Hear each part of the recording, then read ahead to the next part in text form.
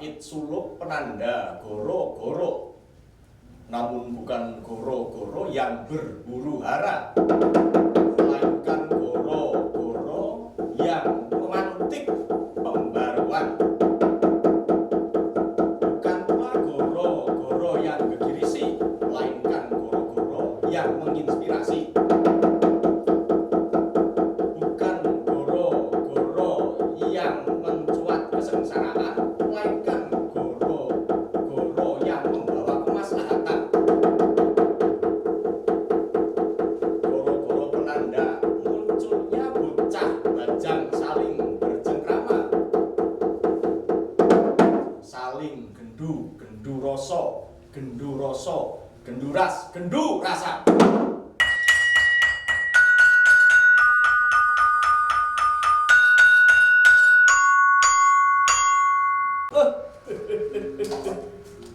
San, rasan, ini san. Kang gendu. Sik. Ya, karang episode 1 ya isih durung mapan kok ora apa-apa ambeke mergo latihan. Tajame mergo diasah. Ya semoga-moga episode pertama ini spesial. Spesiale kepiye? Spesiale aku Rasan karo kowe Kang Gendu. Jenenge Gendu Rasan. Mergo episode ke-1 harus bisa ngerawuhke orang nomor 1. Wah, cocok banget iki. Bacaan ngono. Niki sampun rawuh Pak Bupati, Sugeng rawuh Pak Bupati. Sugeng rawuh. Assalamualaikum warahmatullahi wabarakatuh. Kang Gendu sama Kang Rasan. Mungkin niki wujude Bagong, nanging wonten mriki kula naminipun Gendu. Oke. Asli Gunung Kidul, Pak. Gunung Tawang gitu. Gunung Kidul, pula Gunung Tawang. Gunung Tawang. Nggih, kula pun Rasan. Wah. Ini mantap sekali Pak Bupati kersa rawuh wonten mriki. Terima kasih, Pak. Nah, sebagai masyarakat kecil di Kabupaten Wonosobo. Kok kecil sampean gede kok. Kecil ini dereng disuntik. Jadi begini Pak, setelah kurang lebih Bapak menjabat selama 2 tahun ini, beberapa hal yang menjadi pengamatan masyarakat kecil, terutama Gendu kali kula rasa. Salah satunya adalah soal infrastruktur jalan. Jalan itu menurut kami bukan hanya urat nadi perekonomian, tapi urat nadi peradaban. Karena zaman-zaman dulu negara-negara besar itu diawali dari jalan yang bagus juga, Romawi, Mesopotamia. Salah satunya yang sudah terselesaikan adalah jalan di Menjer, Landi, dan Sembungan. Pendapat Bapak bagaimana bisa terjadi seperti itu, Pak? Baik Kang Gendu, Kang Rasan. Jadi selaku kepala daerah kan punya visi dan misi. Tapi perlu diingat bahwa kabupaten kota adalah bagian dari Negara Kesatuan Republik Indonesia. Kami mencoba menerjemahkan apa yang menjadi program nasional Pak Presiden kita, Pak Jokowi. 5 tahun pertama atau periode pertama selama menjabat selaku presiden, yang dia gencarkan adalah program infrastruktur. Ya, tidak hanya di Jawa, tapi termasuk di luar Jawa. Nah, dari Sabang sampai Merauke. Baik itu bikin tol udara, tol darat, bahkan tol laut pun dibikin. Karena apa? Kenapa? Ini harus infrastruktur. Nah, majunya sebuah negara pasti pertama dari infrastruktur. Nah, kami juga kembangkan, kami coba tarik ke Kabupaten Wonosobo. Sebelum saya menjabat, saya coba lempar kepada masyarakat. Nah, keinginan apa sih yang selama ini dikeluhkan oleh rakyat di Kabupaten Wonosobo? Apakah itu sembako? Apakah itu bangunan rumah sakit yang megah, atau puskesmas yang megah, atau gedung sekolah yang mewah, yang representatif, yang dilengkapi dengan sarana prasarananya, atau pasar-pasar? Nah, ternyata tidak, bahwa apa yang digendaki oleh masyarakat ya, apa yang diharapkan oleh masyarakat agar mereka mengeluhkan jalan-jalan di Kabupaten Wonosobo kondisi rusak berat. Kalau jalannya rusak, pasti akan mengganggu perekonomian kita. Kesehatan terganggu nggak? Sangat. Orang hamil kalau jalannya rusak, ya mestinya mau ke puskesmas atau ke rumah sakit bisa jadi brojol di tengah jalan. Wah, lah contohnya niki nih. Dulu ini kan gendut itu di kota rumah saya takut brojol wonten dalan iki. Dalan isi rusak, ini pun halus, Pak. Beberapa jalan juga sudah mulai dihaluskan seperti di jalur Silomerto, Laksono juga sudah pokoknya luar biasa sekali. Artinya kados ngaten iki lah Pak Bupati itu benar-benar mendengar aspirasi masyarakat. Lah itu pertanyaan itu wali Pak. Apakah Bapak punya cerita lucu tentang jalan yang berlubang ini? Karena kan dulu banyak selengean mengatakan begini, lubang sewu itu tidak hanya berada di Wadas Lintang, tapi di mana-mana. Nah, jalan berlubang itu termasuk objek wisata lubang sewu. Nah, ini pangapunten Pak. Seperti Jadi kalau jalannya banyak yang rusak atau ada sebagian jalan yang berlubang, yang penting jangan lupa berjalan-jalan.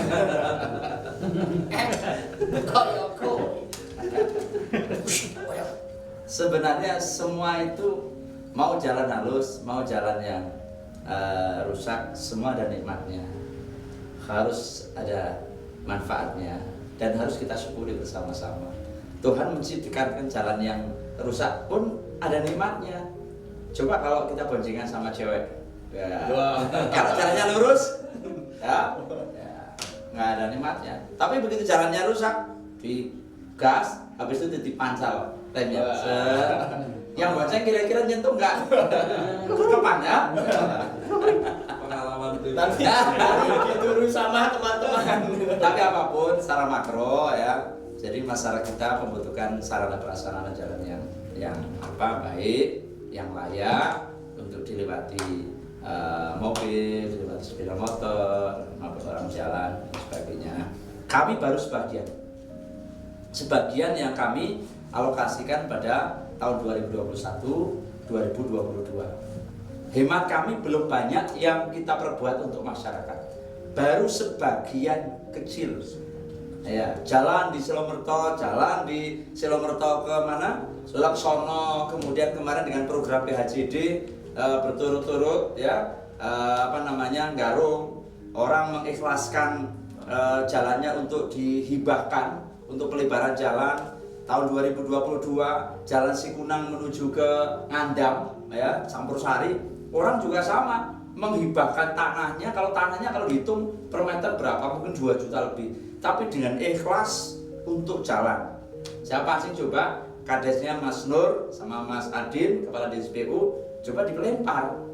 Tapi semangatnya luar biasa, asal diaspal Pak, kalau masyarakat siap menghibahkan jalan. Nah, contoh seperti itu sehingga menumbuhkan semangat bagi kami bahwa kami harus berbuat lebih banyak lagi. Sekarang Sepuran sampai Kaliwiro juga ke jalan tol ya.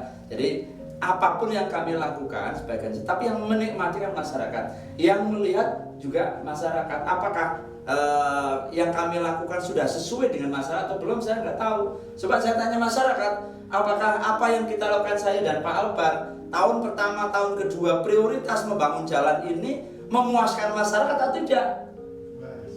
Puas nggak? Puas. Tapi kan yang menilai masyarakat. Saya tidak ingin menilai diri sendiri. Menurut saya sudah puas, ternyata masyarakat belum. Tapi yakinlah bahwa masyarakat Kabupaten Wonosobo ini baru sebagian. Masih ada tahun 2023, masih ada tahun 2024 dan seterusnya. Yang insya Allah nanti pada saatnya, kalau ada masyarakat desa kadang, Pak, ngen kulo kapan? Ngen kulo dereng Pak. Ya, pada saatnya pasti akan sampai. Tadi pertanyaannya Kang Rasan karo Kang Dendu. Ada cerita menarik. Sebenarnya nggak menarik diceritakan, tapi ini menyurutkan semangat bagi kami. Ada jalan di Kaliwiro Ngasinan. Kaliwiro Pucungkerep kemudian menuju Nganisinan. Ya. Ini memang di wilayah itu sering terjadi ambles. Ya. Seorang ibu guru pakai korpri kayak gini kayak saya nih, ibu-ibu mau berangkat ke sekolah naik sepeda motor. Karena jalannya rusak, ini terpleset, dia jatuh. Kemudian ada seorang guru dan kades mengirim ke saya tanpa menyampaikan, Bapak jalannya rusak, Bapak ini untuk segera ditangani. Tapi dari video itu ini apa ya? Ya mungkin menusuk lah ya. Ke saya selaku kepala daerah, ternyata yang kita lakukan kok belum sampai sana ya. Nah, padahal kita merasa sudah banyak ya. Nah, ini hal yang kecil. Oleh sebab itu tahun 2020 saya mulai jalan menuju akses pendidikan saya prioritaskan dengan anggaran pemeliharaan jalan yang ditangani oleh PUPR Kabupaten Wonosobo. Jadi itu ada sekolah, ada SMP kita prioritaskan, ada SMP kita prioritaskan. Nanti 2020 juga sama. Jadi jalan ada yang di situ ada sekolah kita prioritaskan. Saya tidak ingin anak-anak kita, karena anak SD, MI, anak SMP, MTS, SMA, ini adalah masa depan Wonosobo, masa depan Indonesia. Sudah sewajarnya, sudah menjadi kewajiban pemerintah Kabupaten Wonosobo untuk menyiapkan tidak hanya gedungnya yang baik, tidak hanya mebelnya sekolah yang baik, tidak hanya gurunya yang tercukupi, tapi juga sarana prasarana menuju ke sekolah jalannya harus baik, sehingga guru-guru bisa mengajar dengan nyaman. Anak-anak kita yang mau berangkat ke sekolah, kalau toh di desa jalan kaki, mereka juga nyaman. Orang tua di rumah tidak gelisah, tidak khawatir. Tapi kalau jalannya rusak, orang tua penuh dengan khawatiran, anakku selamat torayo. Nah, tapi kalau jalannya baik, ya insya Allah. Demikian guru-guru, banyak guru-guru kita yang maju dari kabupaten tetangga, ada yang dari Purworejo, bahkan ada yang dari Jogja, ada yang dari Magelang. Kalau di Wonosobo juga jauh, sampai situ sebelum sampai sekolah jalannya rusak. Ini hanya menghambat, mestinya dia datang sampai sekolah tepat waktu, karena jalannya rusak, akhirnya apa? Tidak tepat waktu. Waktu banyak terbuang untuk transportasi. Yang rugi siapa? Yang rugi adalah anak. Sehingga pula pembelajaran tidak maksimal sebagaimana yang kita harapkan. Wah, luar biasa sekali. Ini juga pasti karena berdasarkan pengalaman. Karena Pak Bupati dulu waktu sekolah dasar jalan kaki ya Pak? Jalan kaki, sekilo. Lu berkilo-kilo nanti Pak kalau di Blumboke sampai lulus SD. Karena jalan kaki itu bikin sehat. Bikin sehat ya. Dan nyatanya bisa bikin jadi bupati ya. Nah, itu berkahnya. Ini begini Pak, sudah sering sekali dulu masyarakat meminta adanya stadion yang representatif di Wonosobo. Nah, kebetulan alhamdulillah ini di Sport Center Wonosobo itu sudah dibangun dan bahkan menelan biaya kira-kira nanti 29 miliar. Nih. Itu bagaimana?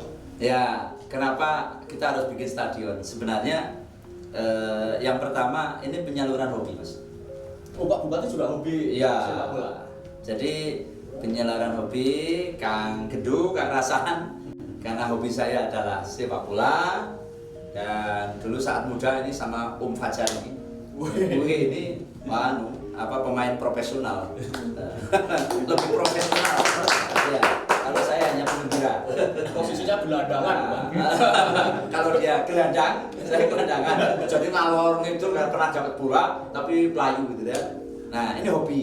Karena saya hobinya bola, jadi kepala daerah. Ini Wonosobo kok nggak ada stadion, nggak ada tempat yang layak kalau main bola itu kan. Adanya alun-alun, ini kerikilnya segini-gini, ini saya tangannya jadi patah gara-gara kerikil kepleset. Nah, kemudian hobi ini juga gayung bersambut dengan apa yang menjadi keinginan teman-teman pemuda di Kabupaten Wonosobo, terutama adalah para pemain ya mengeluhkan main di Kabupaten Banjarnegara dia punya stadion, main di Magelang punya stadion, Temanggung stadion, apalagi di kota-kota besar. Lu Wonosobo kan belum. Mereka menuntut ini, ada yang membentangkan spanduk, ada yang bikin coret-coretan, bahkan pernah ada coretan-coretan dipasang di depan pendopo kabupaten. Saking dia optimisme, gregeten, awit biyen tekan saiki kok ora ono gregete bangun stadion. Ya, akhirnya ini gayung bersambut. Semangatnya saya, hobi saya, semangatnya masyarakat, ya alhamdulillah dapat dukungan dari pimpinan dan anggota DPR. Ya udah, kita mulai tahun 2022. Saya sampaikan ke teman-teman, tahun 2022 harus selesai berdiri stadion tahapan awal, lapangan dulu. Ya, lapangannya harus kita bentuk sampai rumput. Ya, kemudian nanti tahun berikutnya akan kita teruskan dengan tribun untuk penonton dan lain sebagainya. Nah, saya ingin memulai. Saya tidak ingin hanya ya apa namanya, kalau pembangunan groundbreaking enggak. Kita harus memulai. Ya. Dan tahun 2002 alhamdulillah alokasi negara 5 miliar, tanah yang ada kita ratakan. Akhir tahun ini bulan Desember insya Allah selesai dan bisa kita pakai. Nanti insya Allah ada naskah, tim-tim yang ada di Kabupaten Wonosobo tentu harus apa namanya berlatih lebih baik lagi, harus beda dong. Ya. Belum punya stadion, anak-anak Wonosobo sudah banyak yang main di Semarang, sudah banyak main yang di Sleman, main di Solotigo. Kalau besok punya stadion, kalau kemarin mainnya kan personal, ya, dia baik individuan kemana-mana. Tapi besok kalau kita udah punya stadion, hendaknya ya kita punya klub yang bisa diperhitungkan di Liga 3. Surabaya naik kelas Liga 2. Ya, kita bisa punya stadion kok. Iya Pak. Dulu nggak punya stadion aja kita punya potensi lokal atlet yang handal kok. Besok punya stadion pasti kan bermunculan bibit-bibit. Dan harapannya nanti ke depan karena itu arahkan kita sport center, mudah-mudahan bisa gayung bersambut kita dirikan sekolah berbasis sepak bola di Kabupaten Wonosobo.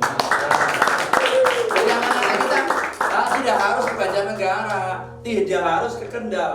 Semalam saya kedatangan anak-anak yang sekolahnya di Kendal, dia sudah main kemana-mana. Ayah nyampe, Pak, kapan di Wonosobo ada? Ini anak-anak sudah mimpi, anak-anak sudah punya usulan, punya harapan, kepingin Wonosobo ada. Jadi mereka tidak harus ke Kendal, tidak harus ke Solotigo dan ke mana-mana, tapi sekolah di Kabupaten Wonosobo untuk dididik, dilatih menjadi persepak bola yang profesional. Luar biasa. Ini juga pasti dalam pengambilan kebijakan Pak Bupati ini menggunakan metode tiki taka, umpan cantik sampai gol. Nah, artinya pembangunan dan kebijakan ini memang benar-benar sesuai dengan keinginan masyarakat, indah ditonton dan juga mencetak banyak gol. Wah, Purwakarta bablet loh. Wah, luar biasa sekali Pak. Saya juga dulu seneng main bola. Saking senengnya bisa jadi hakim sekarang. Hakim garis. Wah, luar biasa sekali. Ini semakin mantap obrolan podcast Gedu-Gedu Rasa dengan Pak Bupati soal mendalam. Apa yang akan disampaikan Bapak pada masyarakat Wonosobo tapi melalui Semar, Bapak? Monggo. Apa cirinya Semar? Tangan satu ke atas. Ini ke atas. Ya. Kemudian tangan dua, yang tangan yang kiri ini selalu menunjuk ke bawah. Apa artinya itu? Semar mengajarkan kehidupan di Republik ini. Semar mengajarkan kepada kita semuanya untuk selalu hablum minallah, bahwa hidup ini harus dekat dengan Allah Subhanahu wa Ta'ala. Kemudian tangan satu menunjuk ke bawah, ini melihat manusia bahwa kehidupan di dunia itu juga harus hablum minannas. Inilah yang diajarkan oleh Semar kepada kita semuanya. Insya Allah rakyat Wonosobo kalau berpangku dari dua hal, hablum minallah, hablum minannas, maka hidup kita akan selamat. Selamat dunia, selamat akhirat. Pak Bupati. Saya sangat senang melihat foto Pak Bupati sedang mengendarai kuda kepang. Kenapa? Yang mengendarai kuda kepang itu duduk tetapi sebenarnya dialah yang berjalan. Pemimpin harus seperti itu. Meskipun dia duduk, meskipun dia kelihatannya diam, namun dialah yang sebenarnya berjalan, menggerakkan semuanya. Begitu anak-anakku.